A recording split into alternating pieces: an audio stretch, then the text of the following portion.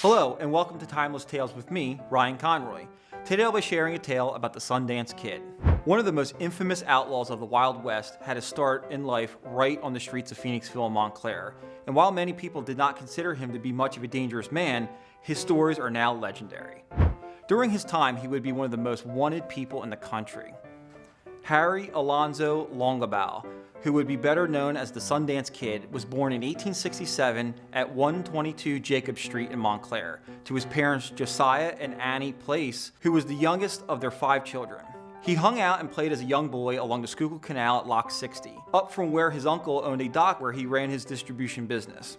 Harry's father had a hard time keeping a job, which kept them moving around the Montclair, Upper Providence, and Phoenixville areas. When he was a young boy, they moved to 354 Church Street, where Harry would spend most of his childhood. This house is still standing in Phoenixville and is occupied by people who are very aware of its history.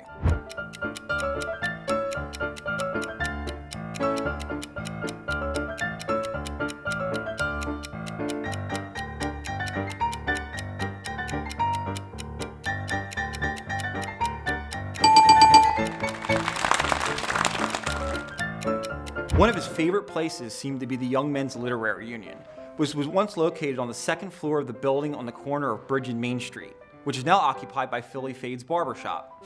The Literary Union was the precursor to the Phoenixville Public Library and was frequented by Harry, judging from his library card, which was acquired for $1 and was issued on January 31st, 1881.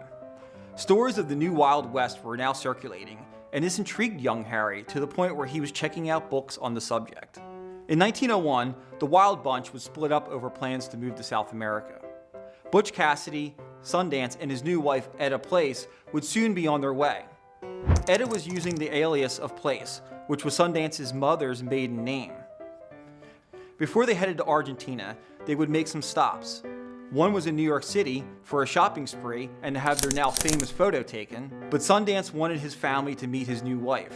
So they also stopped in Phoenixville to see his sisters, nieces, and nephews, and visit his parents' graves in Morris Cemetery.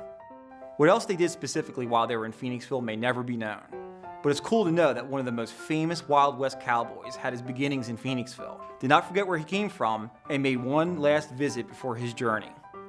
Eventually the Pinkertons did track them down, and after robbing a Bolivian silver mine payroll in 1908, it was believed they were either shot to death in a shootout or committed suicide in the town of San Vicente. There are those that believe they did not die that day, but instead planned their smart escape once again.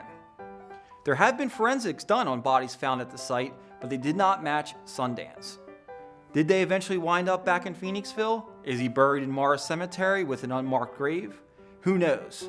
But the conspiracy continues to this day. That's the end of this tale, but I have plenty more to share. So until next time, go out and be a part of history.